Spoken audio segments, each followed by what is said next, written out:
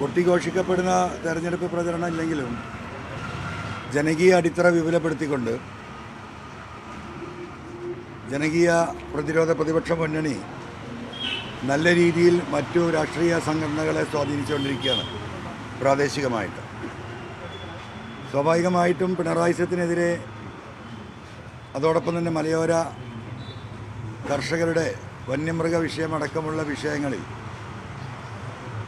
മുമ്പും ഞാൻ ഉയർത്തിയ വിഷയങ്ങളിൽ വ്യക്തിപരമായിട്ട് പിന്തുണ നൽകിയിട്ടുള്ള പാർട്ടിയും പ്രവർത്തകരുമാണ് നിലമ്പൂരിലെ JDS പ്രവർത്തകരും അതിൻ്റെ ദേശീയ കൗൺസിൽ അംഗമായിട്ടുള്ള ഇസ്മയിലും. നമ്മൾ ഒറ്റയ്ക്ക് പോരാട്ടം നടത്താൻ തീരുമാനിച്ച ഈ ഘട്ടത്തിൽ ആ തീരുമാനത്തെ അംഗീകരിച്ചുകൊണ്ടും പിണറായി VD സതീശൻ പൊളിറ്റിക്കൽ നെക്സസിനെ ഇല്ലായ്മ ചെയ്ത് ഈ പിണറായിസം കേരളത്തിൽ നിന്ന് ഇല്ലായ്മ ചെയ്യാനും മലയോര കർഷകരുടെ വിഷയങ്ങൾ ഏറ്റെടുക്കാനും കോഴിക്കോട് ജില്ലയിലെ തിരുവമ്പാടി ഉൾപ്പെടെ ഏറനാട്, നിലമ്പൂർ, വണ്ടൂർ, പെരിന്തൽമണ്ണ, മഞ്ചേരി, കൊണ്ടോട്ടി മണ്ഡലങ്ങൾ ഉൾപ്പെടുത്തി ഒരു പുതിയ മലയോര ജില്ല രൂപീകരിക്കണമെന്ന ആവശ്യത്തിനും പിന്തുണ നൽകിക്കൊണ്ടാണ് JDS പ്രവർത്തകരും നേതാക്കളും ഞങ്ങളുടെ പാർട്ടിയിലേക്ക് കടന്നു വരുന്നത്.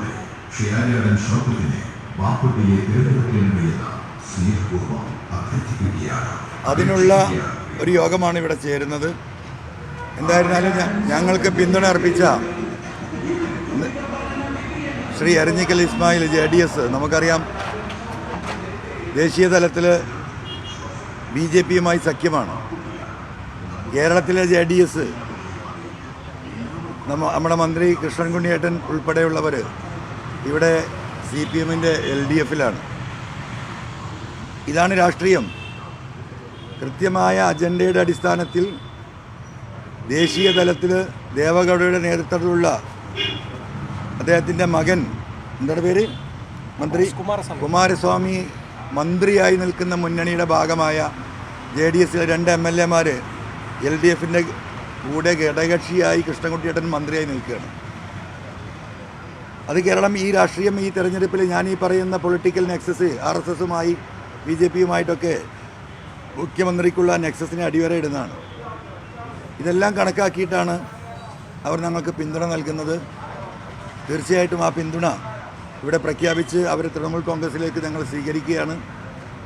ഞങ്ങളോടൊപ്പം വരാൻ ആത്മാർത്ഥമായി തയ്യാറായ എരഞ്ഞിക്കൽ ഇസ്മായിൽ ഉൾപ്പെടെയുള്ള മുഴുവൻ നേതാക്കളെയും പ്രവർത്തകരെയും ആത്മാർത്ഥമായി AITCയിലേക്ക് സ്വാഗതം ചെയ്യുന്നു.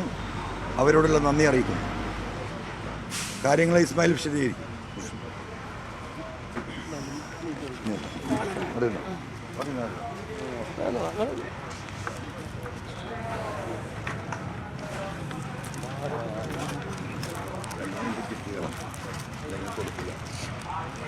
സ്നേഹറിഞ്ഞ പത്രമാധ്യമ പ്രവർത്തകരെ, ഇന്ന് നിലമ്പൂർ നിയോജകമണ്ഡലത്തിലെ 7 പഞ്ചായത്തും ഒരു മുനിസിപ്പാലിറ്റി അടങ്ങുന്ന 8 മണ്ഡലങ്ങൾ, 8 മണ്ഡലങ്ങളിലെ മണ്ഡലം പ്രസിഡന്റുമാരും നിയോജകമണ്ഡലം ഭാരവാഹികളടങ്ങുന്ന ഏകദേശം 250ഓളം പ്രവർത്തകരാണ് DMCയിലേക്ക്, അതായത് തൃണമൂൽ കോൺഗ്രസിലേക്ക് വരുന്നത്. ഇന്നത്തെ പ്രാധാന്യം നിങ്ങൾക്കറിയാം. ഒന്ന്, ജനതാദൾ സെക്കുലർ എന്ന പാർട്ടി ദേശീയ പ്രസിഡന്റ് ദേവഗൗഡ, അതിൻ്റെ ദേശീയ ജനറൽ സെക്രട്ടറി മകൻ കുമാരസ്വാമി ഇന്ന് BJPയുടെ കൂടെ ഘടകകക്ഷിയായിട്ടാണ് കേന്ദ്രത്തിൽ ഭരിച്ചുകൊണ്ടിരിക്കുന്നത്. അപ്പോൾ കേന്ദ്രത്തിൽ BJPൻ്റെ കൂടെയും സംസ്ഥാനത്തുമ്പോൾ അത് ഇടതുവശത്തിൻ്റെ കൂടെ നിൽക്കുന്ന ഒരു മേഖലയിലേക്കാണ് പോയിക്കൊണ്ടിരിക്കുന്നത്. അവിടെ തന്നെ പിണറായിസത്തിൻ്റെയും അല്ലെങ്കിൽ BJPയുമായുള്ള അന്തർധാരത്തെക്കുറിച്ച് നിങ്ങൾക്ക് മനസ്സിലാക്കാൻ കഴിയും. ഇവിടെ എന്തുകൊണ്ട് ഇപ്പോൾ DMCയിൽ ചേരുന്നു എന്നൊരു ചോദ്യം ഇവിടെ ഉണ്ട്. ഇപ്പോൾ ഈ കാലഘട്ടത്തിൽ വർഗീയതക്കെതിരെയും ഫാസിസത്തിനെതിരെയും പോലീസിലെ സംഘീവൽക്കരണത്തിനെതിരെയും ശബ്ദമുയർത്തിയ ഒരു നേതാവാണ് മുൻ MLA ആയിരുന്ന PV അൻവർ. അത് തുടക്കത്തിൽ തന്നെ സുജിത് ദാസിൻ്റെ ഇവിടുത്തെ മലപ്പുറം ജില്ലയെ തീവ്രവാദ ജില്ലയാക്കാൻ ശ്രമിച്ച അവിടെ നിന്ന് ഇങ്ങോട്ട് നോക്കുമ്പോൾ ADGPയിലേക്കും മുഖ്യമന്ത്രിയുടെ അഡീഷണൽ PS ശശിയിലേക്കും മുഖ്യമന്ത്രിയിലേക്കും എത്തി. അപ്പോൾ ഞാൻ അന്ന് ഉന്നയിച്ച പ്രശ്നങ്ങൾ മലപ്പുറം ജില്ലയിലെ വെറും 9,000 കേസുണ്ടായിരുന്ന മലപ്പുറം ജില്ലയെ 35,000 ക്രിമിനൽ കേസുണ്ടാക്കി ഈ ജില്ലയെ ഒരു വർഗീകരിച്ചുകൊണ്ട് തീവ്രവാദ ജില്ലയാക്കാൻ ശ്രമിച്ചു. ആ കാര്യങ്ങൾ മുന്നോട്ട് പോയിക്കൊണ്ടിരിക്കുമ്പോൾ തന്നെയാണ് ഈ ADGPന്റെ വിഷയം. അപ്പം ഞങ്ങൾ ഉയർത്തുന്ന മുദ്രാവാക്യം, ഞങ്ങൾ ചെയ്യുന്ന ജനകീയ പ്രക്ഷോഭം, നിയമ പോരാട്ടം, ഇതെല്ലാം അൻവറും ജനങ്ങൾക്കൊപ്പം വന്നുകൊണ്ട് മുന്നോട്ട് പോകുന്ന ഈ അവസരത്തിൽ അൻവർ ജനങ്ങളുടെ വശത്ത് നിൽക്കുന്ന ഒരു സ്ഥാനാർത്ഥിയാണ്, ജനങ്ങൾക്ക് വേണ്ടി പ്രതിഷേധിക്കുന്ന ഒരു സ്ഥാനാർത്ഥിയാണ്. അപ്പോൾ തീർച്ചയായും PV അൻവറിന് പിന്തുണയെടുത്തുകൊണ്ട് തൃണമൂലിൽ ലയിച്ചുകൊണ്ട് തന്നെ മുന്നേറാമെന്നൊരു തീരുമാനത്തിലാണ് നിയോജന മണ്ഡല കമ്മിറ്റി ഈ തീരുമാനമെടുത്തത്.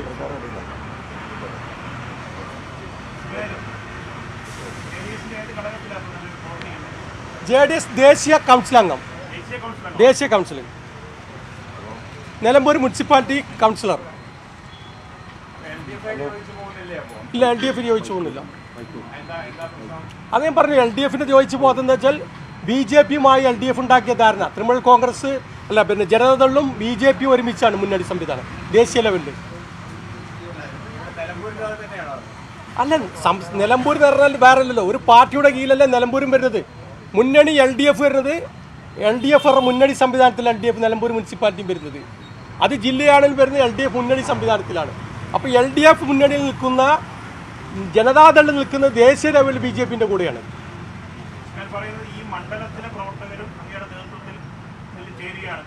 അതെ, സംസ്ഥാന ഘടകമല്ല, നിയോജക മണ്ഡലത്തിലെ പ്രവർത്തകർ.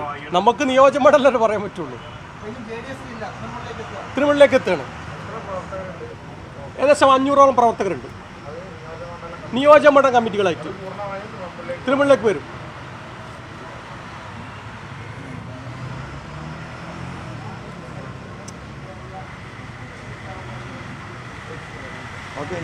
ഇതുണ്ടോ? നിങ്ങളെ വെല്ലുവിളിക്കണം, ചൂടാത്തായി പോയി. അവിടെ ബുക്കിംഗ് ആറണം.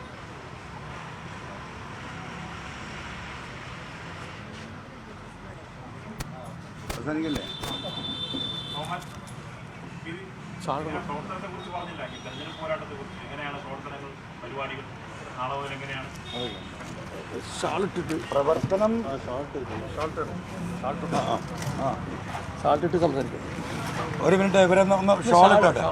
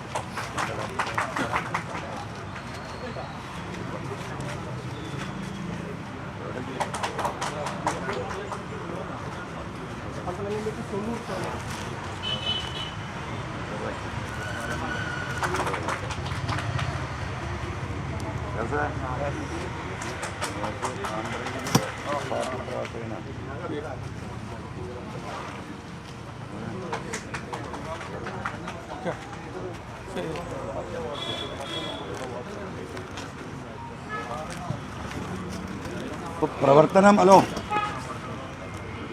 പ്രവർത്തനങ്ങൾ ഞങ്ങൾ പറഞ്ഞില്ലേ, ഞങ്ങളിങ്ങനെ എന്താ പറയുക, അണ്ണാരക്കണ്ണനും തന്നാലായത് എന്ന് പറഞ്ഞതുപോലെ it is going up. We just started yesterday only.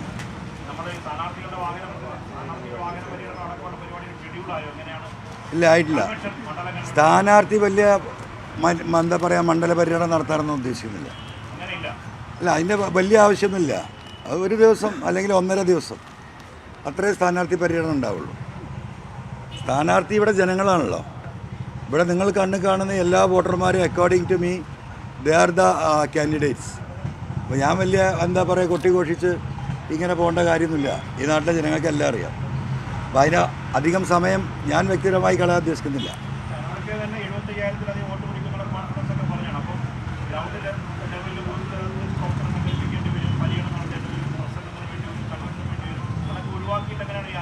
അല്ല അതൊക്കെ നടക്കും, അതൊക്കെ അതിൻ്റെ വഴിക്ക് നടക്കും. അതൊക്കെ എന്താ പറയുക, സ്വയംഭൂ എന്ന് പറയുന്നൊരു സംഗതി ഉണ്ട്, അതിലേക്ക് നീങ്ങും. അത് ജനങ്ങളത് ഏറ്റെടുക്കും. നിങ്ങൾ കണ്ടോ, അത് ആ റേഞ്ച് നിങ്ങൾക്ക് കാണാം. ഇത് totally different election strategy that the people those who are living in this constituency, they will manage it. Self management. അതെല്ലാം എന്താ പറയുക, ഡെവലപ്മെൻറ്റിന് അനുസരിച്ചിരിക്കും. അല്ല, സാമ്പത്തിക പ്രതിസന്ധി ഒരു ഭാഗത്ത് എന്തായാലും ഉണ്ടല്ലോ, ഞാൻ വളരെ ക്ലിയർ കട്ടായി പറഞ്ഞതാണല്ലോ. അപ്പോൾ ഇപ്പോൾ ഈ നിലമ്പൂരിലെയും പരിസരത്തെയും മഞ്ചേരി ഇവിടെയൊക്കെ റൂമില്ലായിട്ട് വലിയ നേതാക്കന്മാർ പെരിന്തൽമണ്ണയൊക്കെയാണ് സൂട്ട് റൂമൊക്കെ ഫുള്ളായിട്ട്, അതിലൊക്കെ ആ ബെഡ് കിടന്നാലേ അവർക്ക് ഉറക്കം വരുള്ളൂ. അപ്പോൾ ഉറങ്ങാൻ വേണ്ടി പെരിന്തൽമണ്ണയിലേക്ക് പോകുന്നവരുണ്ട്, മലപ്പുറത്തേക്ക് പോകുന്നവരുണ്ട്. മനസ്സിലായി, കക്കാടമ്പള്ളി ഹൈ എൻഡ് റിസോർട്ടുകളൊക്കെ ഫുള്ളാണ്. അപ്പോൾ അവർക്കൊന്നും പായ കിടന്നാൽ ഉറക്കം വരില്ല. സാധാരണ ബെഡിലും സ്യൂട്ട് റൂം ഉണ്ടെങ്കിൽ മാത്രമേ കിടന്നാൽ ഉറക്കം വരുള്ളൂ. അതൊക്കെ നാട്ടിലെ ജനങ്ങൾ കാണുന്നുണ്ട്. വാഹനത്തിൻ്റെ വലിപ്പമൊക്കെ നിങ്ങൾ കാണുന്നുണ്ടല്ലോ. ആരാ ഇത് മാനേജ് ചെയ്യുന്നത്? കേരളത്തിലെ ഉന്നതരായ PWയുടെ ഏറ്റവും ഉന്നതരായ കോൺട്രാക്ടർമാർ, അവരല്ലേ പണം ഇറക്കുന്നത്, അവരെ വാഹനം അവിടെ ഓടുന്നത്. അതിലിങ്ങനെ മലന്ന് കടന്നു പോകുന്ന തൊഴിലാളി പാർട്ടിയുടെ നേതാക്കന്മാരവിടെ കാണുന്നുണ്ട്. മനസ്സിലായില്ലേ? എൻ്റെ കൂടെ ഈ ബൈക്കിൽ പെട്രോൾ അടിക്കാൻ കാശില്ലാത്തവരാ ഉള്ളത്. അവർ പകൽ പണിക്ക് പോയിട്ട് വൈകുന്നേരം 1 മണിക്കൂറോ 2 മണിക്കൂറോ അല്ലേ പ്രവർത്തനത്തിനാണ് ഉണ്ടാവുക. അപ്പോൾ ഇതങ്ങനെ ആ ഒരു രീതിയിൽ പോകും.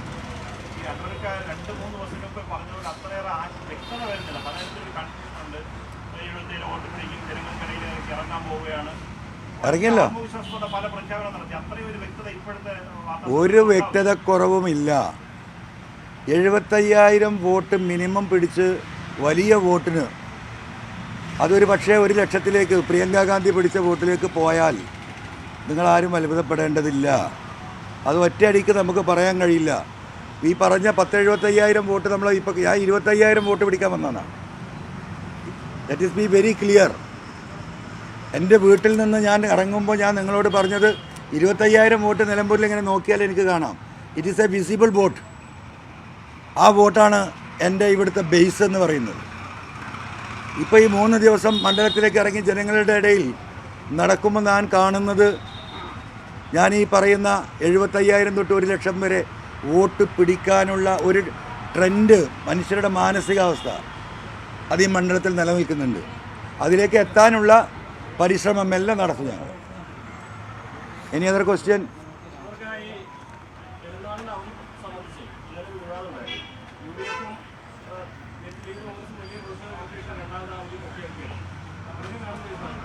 എന്താണ് അതിൻ്റെ? അല്ല, LDFനെ സംബന്ധിച്ച് നമ്മൾ പറഞ്ഞല്ലോ, അവരുടെ ഏകപക്ഷീയമായിട്ടുള്ള ന്യൂനപക്ഷ വിരുദ്ധത ഓരോ ഘട്ടത്തിലും പ്രകടിതമാവുകയാണ്. പിന്നെ ന്യൂനപക്ഷങ്ങളും പൊതുസമൂഹങ്ങളും അതിനെ എതിർക്കുമ്പോഴാണ് അതിന്ന് പിന്മാറിയിട്ടുള്ളത്. ഇത്തരത്തിലുള്ള എത്രയോ സംഭവങ്ങൾ ഈ ഗവൺമെൻറ് ആവർത്തിച്ചിട്ടുണ്ട്. അതിൻ്റെ ഒരു ഡിറ്റാണ് ഇന്നലെ ഉണ്ടായത്. ഒരാവശ്യമില്ലാത്ത എന്താ പറയുക. അപ്പോൾ ഞാൻ മുഖ്യമന്ത്രിയുടെ ഓഫീസിലടക്കം ഈ പറയുന്ന ഒരു വിഭാഗം ആൻറ്റി മൈനോറിറ്റി പീപ്പിൾ അവിടെ വർക്ക് ചെയ്യുന്നുണ്ട്. അതാണ്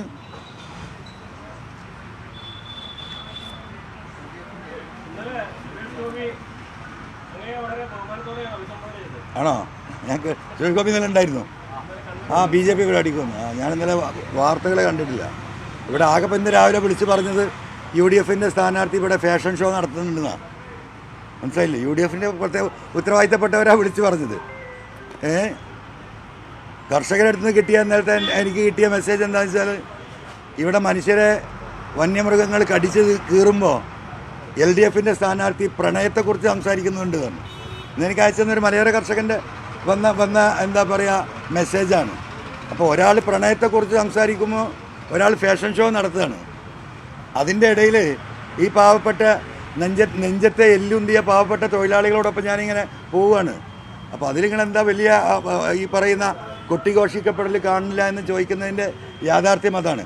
അപ്പോൾ ഒരു ഭാഗത്ത് ഫാഷൻ ഷോ നടക്കട്ടെ, മറുഭാഗത്ത് പ്രണയത്തെക്കുറിച്ചുള്ള ചർച്ച നടക്കട്ടെ. മനുഷ്യന്മാർ പട്ടിണി കിടക്കുമ്പോഴേ ഈ മലയോരത്ത്, അപ്പോൾ അതൊക്കെ ജനങ്ങൾ കാണട്ടെ.